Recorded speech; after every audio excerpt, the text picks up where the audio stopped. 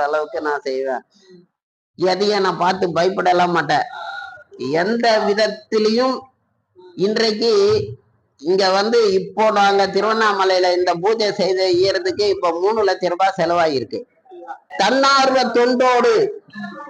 தன்னார்வத்தோடு இந்த இறைப்பணிக்கு செய்யறதுக்கு நாம வரணும். அப்படி வந்தாதான் இது இன்னும் அன்றைய காலகட்டத்துல ஒரு 100 வருஷத்துக்கு 150 வருஷத்துக்கு முன்னாடி இருந்த இங்க சித்தர்களை போல இந்த வைப்ரேஷன் இங்க நல்லா கிடைக்கும். ஐயா சிவாய நம்ம ஐயா. சிவாய நம்ம ஐயா. நீங்க நீங்க என்னையும் கூப்பிட்டுருக்கிறீங்க காசிக்கு போகலான்னு சொல்லிட்டு. இன்னுமே நிறைய பேர் என்னை கூப்பிடுறாங்க காசிக்கு போகலாம் வாங்கன்னு சொல்லிட்டு. ஆனா எனக்கு அதுல ஒரு விருப்பமே வரமாட்டேங்குது ஐயா காசிக்கு போகிறதுக்கு. ஏன் ஐயா அது அண்ணாமலையாரை உணர்ந்த அளவுக்கு என்னால காசி விஸ்வநாதரை உணர முடியல. அது ஏன் ஐயா? இந்த அழைப்புகள் நிறைய வந்தாலும் என்னால போக முடியல. அது ஏன் ஐயா? காசியில நாம தினமும் காலையில அங்க புஷ்பார்ச்சனை செய்வாங்க. அந்த புஷ்பார்ச்சனைக்கு நீங்க 4 மணிக்கு 3 மணிக்கு அங்க போயிட்டு நின்னீங்கன்னா அந்த புஷ்பார்ச்சனையில ஒரு வைப்ரேஷன் உங்களுக்குன்னு கிடைக்கும். அது அவருக்கு உருவம் தான் சின்னதா இருக்கும். ஆனா உலகம் முழுக்க இருக்கிற மக்கள் கோடி, இன்றைக்கு இருக்கிற 450 கோடி மக்களும் அங்க தரிசனம் செய்கிற அளவுக்கு அவருடைய இது உலகம் முழுக்குமே அந்த காசி விஸ்வநாதருடைய ஒரு இது இருக்கு. காசி முதல்ல இது உண்மை என்னன்னு சொன்னீங்கன்னா, காசியில ஃபர்ஸ்ட் நமக்கு பிரிட்டிஷ்கார 850 வருஷத்திற்கு முன்னாடி ஃபர்ஸ்ட் கங்கை நீரில் கப்பலை விட்டவர் கங்கை நீரில் தான் முத நமக்கு கப்பல்ல தான், கடல்ல தான் கப்பல் போகும். ஆனா கங்கை நீர்ல கப்பலை விட்டது இந்த நம்ம இதுலதான் கங்கையில தான் வாரணாசியில தான் விட்டாங்க. அவங்க முத இங்க இறங்குறதே வாரணாசியில தான். வாரணாசியில அவங்கள சிவனை வணங்கிட்டு தான் அவங்க இன்றைய காலகட்டத்துல அவங்க வளர்ந்ததுக்கு காரணமே அவர் காசி விஸ்வநாதர் தான். ஏன்னாக்கா அந்த காசி விஸ்வநாதர் உங்களை எல்லா விதத்திலையுமே உங்களை வாழ வைப்பார். உண்மைய நான் சொல்ல போனாக்கா, நான் அழைச்சின்னு போன பல குடும்பங்கள், கஷ்டப்பட்ட குடும்பங்கள், வீடே கட்ட முடியாத இப்போ ஒரு 150 அடியார்களா அழைச்சின்னு போயிருந்தோம். அதுல வீடு கட்ட முடியாத ஒரு சிலர் வந்தார்கள். அந்த ஒரு சிலர் வந்ததுல அவங்க என்கிட்ட கேட்டுக்கினே வந்தாங்கம்மா, அதுல என்ன இருக்குன்னு சொன்னீங்கன்னா, அதிசயங்கள் என்ன இருக்குன்னு சொன்னீங்கன்னா, எங்களுக்கு வீடே கட்ட முடியல, பேஸ் போட்டுட்டோம், வீடு 10 வருஷம் ஆகி போச்சு, கட்ட முடியல சாமின்னாங்க. நீ வாங்க, விஸ்வநாதர் உங்களை கட்டி கொடுத்துருவாரு சொன்னேன். அதுக்கு என்ன சாமி காசிக்கு போறோங்க எப்படி? நீங்க அருண் சாமிய நம்பி வா, அருண் சாமி வாக்கு பலிக்கும், அருண் சாமி வாக்கு பலிக்கும், கண்டிப்பாக வாங்க. அது நான் சரின்னு நம்பி வந்தாங்க. இப்போ அவங்க வீடெல்லாம் கட்டிட்டு எல்லாத்தையும் இது பண்ணிட்டாங்க. அதே மாதிரி போன வருஷம் ஒரு 150 பக்தர்களை அழைச்சின்னு போனோம். அந்த பொம்பளை பெண்ணுக்கு ஒரு 31 32 வயசு ஆகி போச்சு. அவங்களும் பார்க்காத இடமே இல்லை. அப்படி பார்க்காத இடங்களே இல்லாதப்போ என்ன ஆயிடுது, கல்யாணத்துக்கு அவங்களுக்கு தேடி தேடி அழுத்து போய், ஐயா அதை போல என் பொண்ணுக்கு வரனே வரல, நீங்க நீ காசிக்கிட்டுன்னு வா, நான் இப்போ அது கண்டிப்பா அதுக்கு அடுத்த இது கல்யாணம் ஆகும். அதே போல போன தடவை அழைச்சின்னு போனோம். இப்போ இந்த ஜனவரி 7 மாசம் ஆகுது, 8வது மாசம் அதுக்கு கல்யாணம் ஆயிடுச்சு. அது அவங்க எதுவும் அதை இது பண்ணல. நீ வா, நீ அந்த நீராடு, அதுல கண்டிப்பா உன்னை விஸ்வநாதர் உனக்கு குழந்தை பாக்கியம் கொடுத்துடுவாரு, ஒன்னும் பிரச்சனை இல்லை. திருமண பாக்கியமும் குழந்தை பாக்கியமும் எல்லாமே தருவாங்க. இதுல என்ன விசேஷம்னு கேட்டீங்கன்னா, இன்றைக்கு திருவண்ணாமலையில வந்துட்டு நான் செய்த இங்க ஒரு பூஜையில காசியில இருந்து வந்த லிங்கம், காசியிலிருந்து வந்த லிங்கம் வந்தது எனக்கு.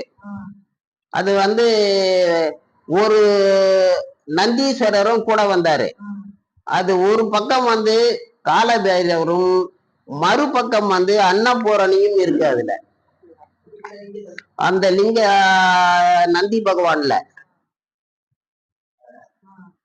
இதுதான் சிறப்பு. அதை வச்சுதான் இப்போ இந்த திருவண்ணாமலையில ஒரு மிகப்பெரிய ஒரு பூஜைகள் செய்தோம். ஆனா திருவண்ணாமலையில இவ்வளவு பெரிய பூஜைகளை நான் செய்வேன்னு நினைக்கல. இந்த திருவண்ணாமலை உண்மையிலேயே ஒரு சக்தி வாய்ந்த, மிக மிக சக்தி வாய்ந்த ஒரு ஸ்தலம்ன்றத வந்துட்டு என்னை வந்துட்டு விஸ்வநாதர் உணர வச்சார். காரணம்னா நான் எல்லா திவ்ய ஸ்தலங்களும் நான் போயின்னு இருக்கேன். எல்லா திவ்ய ஸ்தலங்களும் நான் எதையும் வேண்டது இல்லைம்மா. எனக்குன்னு எதையும் கொடுங்கன்னு கேட்கறது கிடையாது.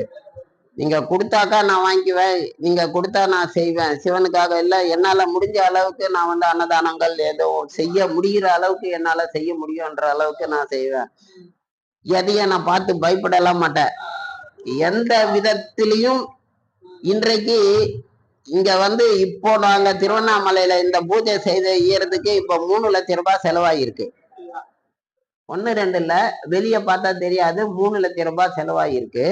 இந்த 3 லட்சம் ரூபாய் எப்படி வந்தது, எப்படி செலவாச்சு, எப்படி நான் கொடுத்தேன், என்ன பண்ணன்றது எனக்கே தெரியாது இன்னும். அப்போ இந்த இத வந்து அருணாச்சலேஸ்வரர் கணக்கு பார்த்துக்கின்னு எல்லாத்தையும் நான் கொடுக்குறேன்டா, கொஞ்சம் கொஞ்சமா கொடுக்குறேன், எல்லாத்தையும் படிக்க நீ பார்த்து செய்டா சொன்னாரு. அருணாச்சலர் சொன்னாரு, இந்த அருள்சாமி செய்தாரு. இதுதான் நடந்தத ஒழிய இதுல வந்து நான் வந்து பெரிய சாதனைலாம் செய்யல. இத வந்து அவள் தாழ் வணங்கி அவள் பணியை நான் செய்கிறேன். அவர் தாழ் வணங்கி அவர் பணியை நான் செய்து கொண்டிருக்கிறேன். அதனால் எனக்கு எந்த இடர்பாடுகள் வந்தாலும் அத்தனையும் உனக்கே, எத்தனை நன்மைகள் வந்தாலும் உனக்கே, எத்தனை புகழ் வந்தாலும் உனக்கே, அனைத்தும் உனக்கே, எனக்கு ஒன்றும் இல்லை. முடிவில் நான் சாம்பலாகி உன்னிடத்தில் வருபவன். அதனால எந்த புகழும் எனக்கு தேவையில்லை. அருணாச்சலனுக்கு அத்தனை புகழும், எல்லாவற்றிற்கும் உனக்கே அர்ப்பணம் என்று நான் என் பணியை செய்து கொண்டிருக்கிறேன். ஆகையால் இந்த அருணாச்சல ஈஸ்வரர் எதற்காக இங்கே வந்தேன் என்பதை இன்னொரு தடவை நான் சொல்லுகிறேன். சென்ற ஆண்டு சாரதா பீடத்திலிருந்து வருடா வருடம் சிவலிங்கம் வரும். அந்த சிவலிங்கமானது சென்ற ஆண்டு வெள்ளியங்கிரி மலையில் வைத்து பூஜை செய்தேன். வெள்ளியங்கிரி மலையில், அதுதான் வெள்ளியங்கிரி மலையில பூஜை செய்ததுனாலதான் வெள்ளியங்கிரியில இருந்து எதிர் பார்வையில இருக்கிறது வந்து கைலாயம். அப்படியே எதிர் பார்வையில இருக்கிறது கைலாயம். அந்த கைலாயத்திற்கு வடக்கு பக்கமாக இங்கே இருப்பது திருவண்ணாமலை. அப்படியே வரும். அப்படி இந்த சைடு நீங்க பாக்குறப்ப திருவண்ணாமலை வருது. இதனால அங்க இருந்து வெள்ளியங்கிரி மலையில இருந்து நான் வந்து அந்த சிவலிங்கத்தை அங்க வச்சு பூஜை செய்து அதை அப்படியே அவர் வந்து என் மைண்ட டைவர்ட் பண்ணிட்டாரு. அருணாச்சல ஈஸ்வரர் அவர் என்ன பண்ணாரு, அண்ணாமலையும் உண்ணாமலையும் ஒன்னா சேர்ந்துக்கின்னு நீ நேரா சென்னை போக கூடாதுப்பா, நீ வந்து திருவண்ணாமலைக்கு வா, அப்பதான் நீ வந்து சரியா இருக்கும், நீ வான்னு சொல்லி அவரே அழைச்சிட்டாரு. அவரை அழைச்ச இதுல நானும் வந்துட்டேன்.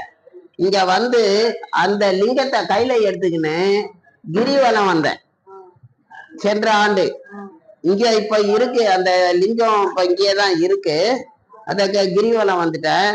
கிரிவலம் வந்து மறுபடியும் வந்து அவரு அருணாச்சல கிழக்கு வாசல் கோபுரத்துல அவர்கிட்ட கையிலேயே வச்சுக்கின்னு அடுத்த ஆண்டு இதே உன் சன்னதி அருகாமையில நான் வந்து இங்க வந்து உனக்கு பூஜை செய்யணும்னு சொல்லி ஒரு அப்ளிகேஷன், ஒரு விண்ணப்பம் மட்டும் நாங்க அங்க வந்துட்டு வச்சுட்டு போயிட்டேன். அந்த விண்ணப்பமானது இன்று பெரும் ஒரு சிறப்பான ஒரு நிகழ்ச்சியாக மாற்றி தந்துள்ளார் அண்ணாமலையார், உண்ணாமலை அம்மையார். அது போல இங்க வந்துட்டு நினைத்தாலே முக்தி தரும் இந்த திருவண்ணாமலையில் அவர் அருளாலே அவள்தால் வணங்கி அவரையும் நாம் வணங்கி நான் அவர் பணியை தொடர அந்த இறைவன் எனக்கு மீண்டும் மீண்டும் எனக்கு சக்தியை கொடுத்து மேலும் அவர்கள் எங்க சிவனடியார்கள் அத்தனையையும் நாம் ஒன்றிணைத்து மேலும் மேலும் இந்த இறை பணியை அவருக்காகவே தொடர்ந்து செய்து கொண்டிருப்போம். இத உறுதிமொழியா எடுத்துக்கணும். நம்ம இங்க ஒரு சில ஃபங்க்ஷனுக்கு நம்ம போறோம், ஒரு பூஜைக்கு போறோம், எல்லாத்துக்குமே நம்ம போறோம். ஆனா அந்த கலைஞ்ச ஒன்ன காக்கா கூட்டம் கலையிற மாதிரி தனியா பிரிஞ்சு போயிடுறாங்க. அதுக்கப்புறமா அவங்க வேலையில தான் அவங்க போறாங்களே ஒழிய அடுத்தது இந்த இடத்துக்கு வரணும்னு சொன்னீங்கன்னா மறுபடியும் அவங்கள கஷ்டப்பட்டு நம்ம இழுத்துக்கணும் வர வேண்டியதா இருக்கு. அப்படிலாம் இல்லாத தன்னார்வத்தோடு இந்த இறைப்பணிக்கு செய்யறதுக்கு நம்ம வரணும். அப்படி வந்தாதான் இது வந்து இன்னும் அன்றைய காலகட்டத்துல வந்து ஒரு 100 வருஷத்துக்கு 150 வருஷத்துக்கு முன்னாடி இருந்த இங்க சித்தர்களை போல இந்த வைப்ரேஷன் இங்க வந்துட்டு நல்லா கிடைக்கும். எல்லாருமே ஒன்றிணைவோம், எல்லாருமே கூட்டு பிரார்த்தனை செய்வோம். இந்த திருவண்ணாமலையில ஒரு பெரிய இடமா பார்த்து அத்தனை பேரையும் ஒண்ணு கூட்டி ஒரு கூட்டு பிரார்த்தனை, பெரிய பிரார்த்தனையா நம்ம செய்யலாம். இந்த கூட்டு பிரார்த்தனை நம்ம செய்தோம்னாக்கா இப்போ முந்தைய காலத்தில் செய்த பலன் தான் வந்துட்டு இன்னைக்கு வந்து இந்த திருவண்ணாமலையை காபந்து பண்ணதே வந்துட்டு திருவண்ணாமலையார் அந்த மலை வந்து சரிஞ்சு போனதுக்கு காரணம் சில இடர்பாடுகள் இருக்கிறதுனால வந்தது. ஆனால் அதனுடைய சக்திகள் இந்த சித்தர்களின் ஏற்கனவே இருந்த சித்தர்களின் சக்தி அதை காபந்து பண்ணி நிறுத்தி வச்சிருச்சு, எந்த பாதிப்பும் இல்லாத. அதுவும் அந்த திருவண்ணாமலை ஜோதி அவரை சக்தி ரூபம் உலகத்துக்கே வந்துட்டு நம்ம ஜோதி ரூபமா சக்தி ரூபமா அவர் இருக்கிற அந்த நேரத்துல இது அவருக்கு அந்த மாதிரி ஒரு இடர்பாடுகள் ஏற்பட்டதை அவரு சாதாரணமா நிறுத்தி வச்சிருக்காரு. அப்படி இருக்க சொல்ல நாம இறைவனை முழுமையாக நம்புவோம். நாம உத்ராட்சத்தை போட்டு போட்டு போட்டு போட்டு எல்லாருமே இறைவனை மட்டும் நம்புவோம். உத்ராட்சத்தை போடுவோம், இறையை தேடுவோம், அதனால் கிடைக்கும் சிறிய இறையை உட்கொள்வோம். இத மட்டும் நம்ம வந்துட்டு பண்ணோம்னாக்கா நமக்கு தேவையான அனைத்தும் அந்த பகவான் கண்டிப்பா கொடுத்துடுவாரு. அடுத்து இதுக்கு காசிக்கு நாங்க போறோம். இது 2வது முறையாக நான் வந்து இப்ப கைலாயம் போறேன். அதுக்கு அடுத்தா போல வந்துட்டு இன்னும் ஒரு 4 மாசம் கழிச்சு கைலாயம் போறதுக்கு ஒரு வாய்ப்பு கிடைக்கும். அதற்கு யாராவது வரணும்னு விருப்பப்படுறவங்க நாம அழைச்சின்னு போகலாம். கைலாயம் நம்ம போயிட்டு வர்றதுன்றது வந்து நம்ம முன்னோர்கள் செய்த பாக்கியமும் நம் இறை சக்தியும் இருந்தாதான் நம்ம போக முடியும். இல்லைன்னாக்கா நம்ம அந்த கைலாயம் போடுறதுக்கு வாய்ப்புகள்லாம் வந்துட்டு ரொம்ப கஷ்டமா இருக்கும். ஏன்னு கேட்டீங்கன்னா நம்ம மனமும் திடமாக இருக்காது, உடலும் திடமாக இருக்காது, எண்ணங்களும் திடமாக இருக்காது, செயல்களும் திடமாக இருக்காது. இது 4மே சரி இருக்காது. இந்த 4ம் சரியா இருந்தாதான் அந்த கைலாயநாதனை நாம வந்துட்டு தரிசிக்க முடியும். அதனால இந்த தரிசனத்துக்கு நாம இங்க இருக்கிறவங்களெல்லாம் ஒன்றிணைப்போம். இங்கெல்லாம் ஒன்றிணைச்சு எல்லாத்தையும் கூட்டு பிரார்த்தனை செய்வோம். என்னன்னாக்கா மக்கள் நல்லா இருக்கணும்னுட்டு கூட்டு பிரார்த்தனை பண்ணுவோம். இத வந்து நாம நல்லா இருக்கணும், நாம போகணும், நம்ம மடம் வச்சிருக்கணும் போகணும் இல்ல, நமக்கு மடம் அது இதெல்லாம் தேவை கிடையாது. நாம வந்து டைரக்டா நம்ம இறைவனை போட்டு நம்ம கேட்கிறோம். ஆனா இதுக்கு பொதுமக்கள் வந்து வளமோடு வாழ்ந்தால் நாம் வந்து வாழ வைத்து நாம் வாழ பார்ப்போம், வாழ வைப்போம்.